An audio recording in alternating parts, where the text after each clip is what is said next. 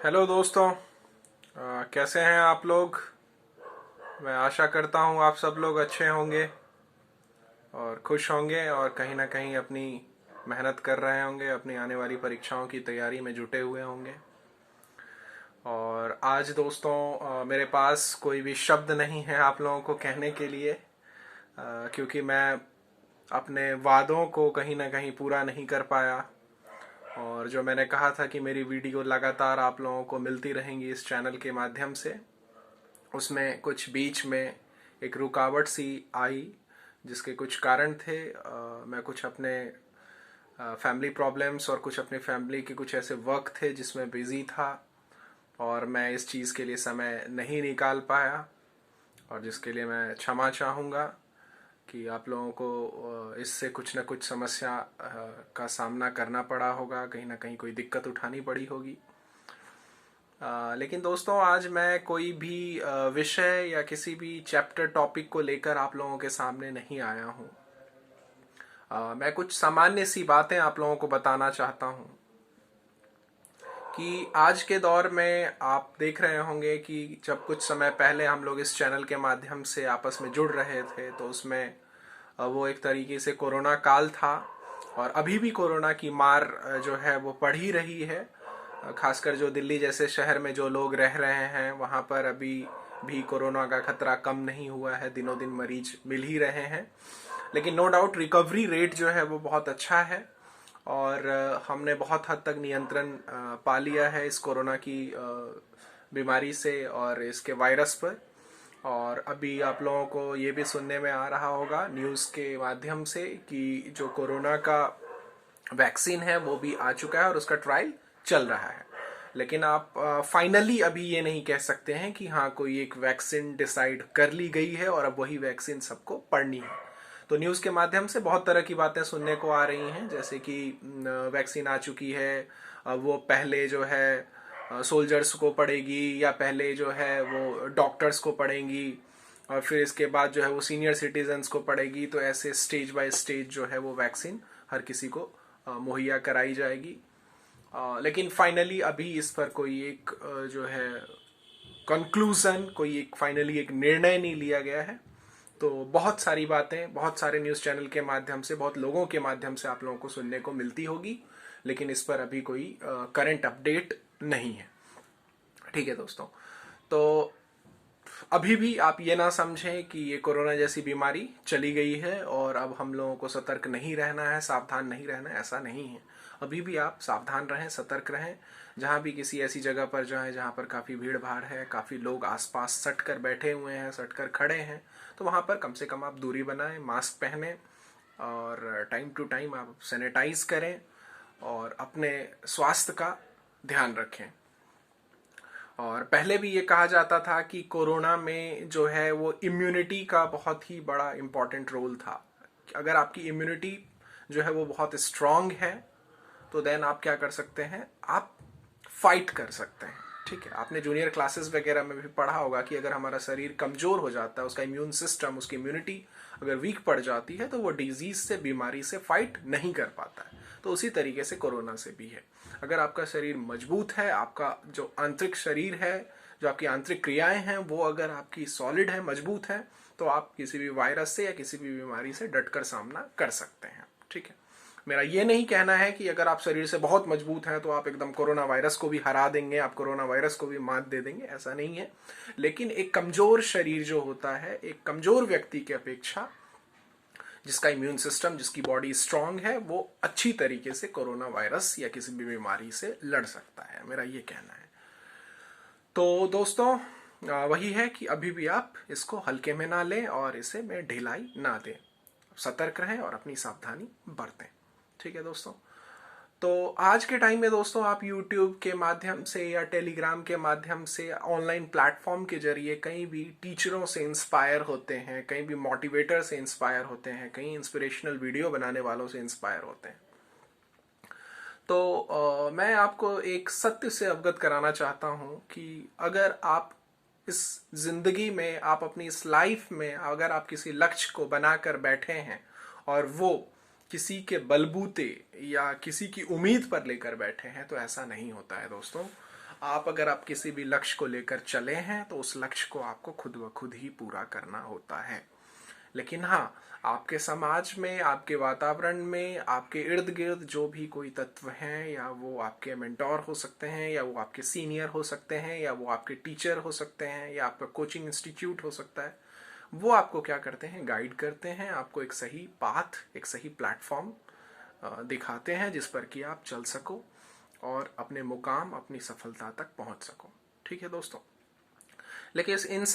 लेकिन इस संसार में जो भी आया है उसे एक ना एक दिन जाना है, और हर किसी को जाना है। ठीक है, ये परम सत्य है कि जन्म भी होता है और मृत्यु भी होती है। ठीक है दोस्तों।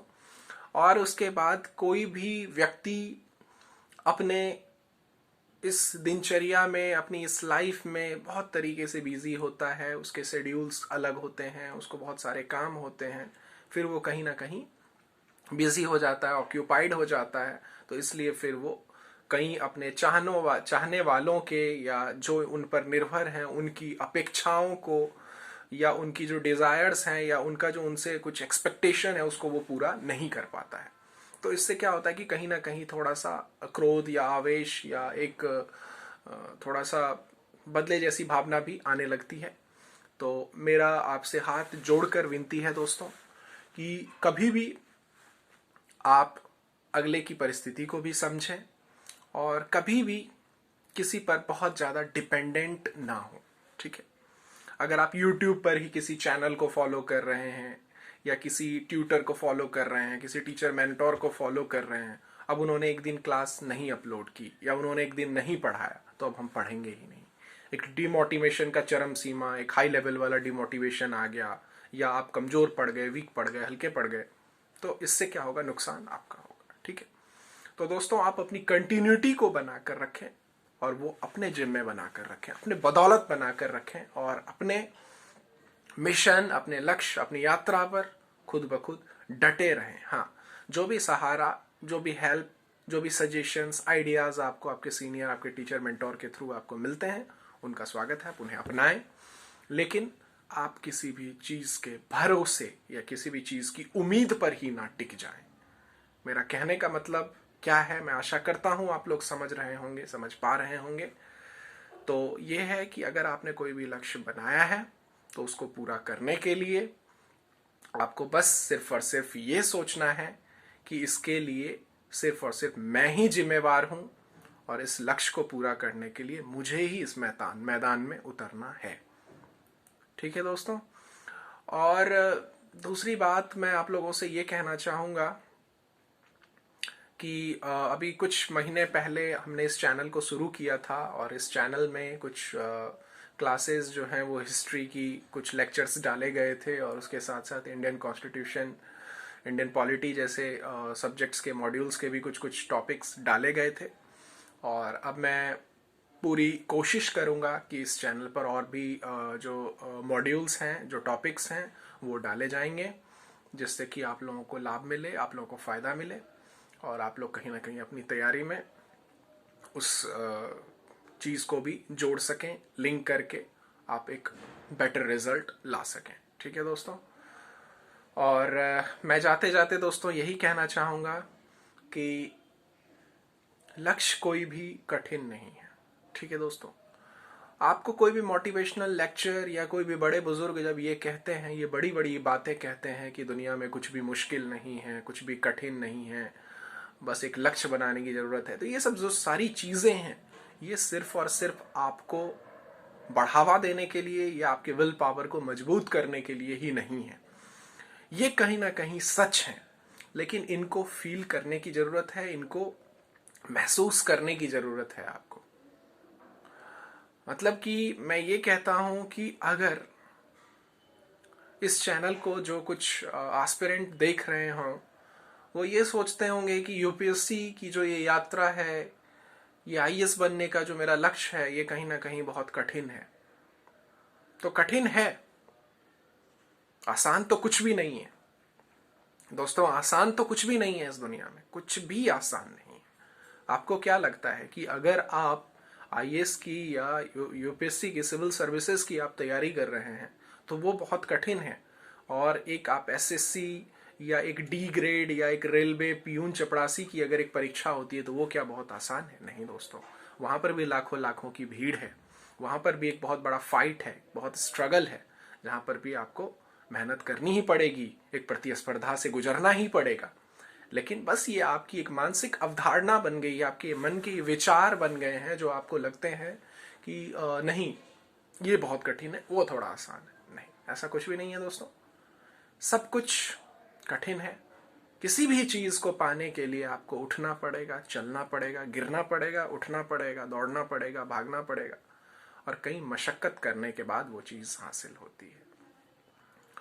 तो दोस्तों, इस चीज को आप अपने मन में बिठाइए। जब भी कोई टॉपर निकलता है तो वो लास्ट में कहता है कि जब मैं कर सकता हूं तो कोई भी कर सकता है। दोस्तों, ये लाइन आप लोगों को बढ़ावा देने के लिए नहीं बोली जाती है, आप लोगों को मोटिवेशन देने के लिए, आप लोगों को बोल्ड करने के लिए नहीं बोली जाती है। ये बात कहीं ना कहीं सच भी है। ठीक है दोस्तों, तो जैसे मैं ही अपनी बात करूं तो एक बार व्हाट्सएप पर मुझे एक कोई मित्र थे जिन्होंने मैसेज किया, सर कि किसी न किसी वीडियो में सर आप कुछ अपने बारे में बताएं।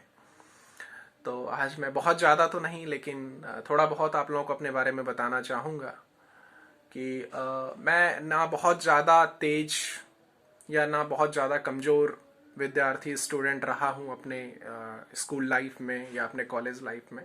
एक साधारण सा विद्यार्थी रहा हूँ। मतलब कि मैंने अपने 10th में भी जो है वो अराउंड 50% मेरे मार्क्स रहे हैं 10th में।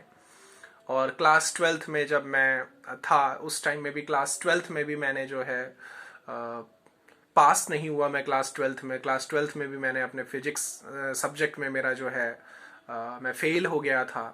उसके बाद कहीं डिमोटिवेशन मिला, कहीं ना कहीं मैं बहुत ज़्यादा वीक पड़ गया, पढ़ाई से मेरा मन हटने लगा और कहीं ना कहीं मैं डाउन चला गया था। लेकिन कहते हैं कि एक शाहरुख खान का एक बहुत ही बड़ा फेमस डायलॉग है जो आपने कभी ना कभी सुना भी होगा कि जब ही जागो तभी सवेरा। ठीक है दोस्तों, तो मैंने अपने आप को कहीं ना कहीं मजबूत किया, मैंने अपने आप को कहीं ना कहीं चीज़ों से इंस्पायर किया। कुछ लोगों का भी उसमें योगदान है, कुछ मेरे परिवारजनों का भी योगदान है, और फिर मैंने कहीं ना कहीं अपनी यात्रा को शुरू किया। और यूपीएससी जैसे एग्ज़ाम को भी मैंने लिखा, उसमें भी मैंने पीटी क्वालिफाई किया। बीपीएससी जैसे मैंने एग्ज़ाम को लिखा, उसमें भी मैंने पीटी क्वालिफाई किया, मेंस भी क्वालिफाई किया और साक्षात्कार इंटरव्यू भी दिया। लेकिन फाइनली मुझे अभी तक उसमें सफलता नहीं मिली है। लेकिन सफलता मिलना अपने हाथ में नहीं है दोस्तों, इस चीज़ को आप लोग भी अच्छे से जानते होंगे। सफलता जो है वो भगवान के हाथ में है कि भगवान आपको सफल बनाएंगे, बस आपके हाथ में कर्म है। तो मैं कर्म करने पर विश्वास करता हूँ और दृढ़ संकल्पित होकर मैं कर्म करता जा रहा हूँ, और यकीन है कि सफलता मिलेगी ही, वो जिस भी रूप में मिले। सफलता का मतलब ये नहीं है कि सिर्फ और सिर्फ आप अगर आईएएस की तैयारी कर रहे हैं तो आप अगर आईएएस बन गए तभी आप सफल हो गए, ऐसा कुछ नहीं है। यह है कि आपको क्या अच्छा लगेगा वो भगवान नहीं देते हैं आपको, आपके लिए जो अच्छा होगा वो भगवान आपको देते हैं। तो सफलता के कहीं पहलू हैं, कहीं आयाम हैं, और देखा जाएगा कि भगवान किस रूप में सफल करते हैं। ठीक है, तो वही है कि मुझे आशा है दोस्तों कि मैं जब इतने बाधाओं को पार करते हुए, इतनी कमजोरी, इतने वीक में जाते हुए, इस खराब रिजल्ट को भी झेलते हुए अगर अपने आप को सही करते हुए और एक अच्छी रास्ते पर चल सकता हूँ और सफलता पा सकता हूँ, तो कोई भी पा सकता है दोस्तों। बस मैं यही कहते कहते विदा लेना चाहूँगा। तो आप लोग दोस्तों डटे रहें और एक पॉजिटिव सोच, एक सकारात्मक ऊर्जा के साथ डटे रहें, मेहनत करते रहें। जरूर एक ना एक दिन सफलता आप लोगों के कदम चूमेगी। थैंक यू सो मच दोस्तों, bye bye, good night, take care, जय हिंद।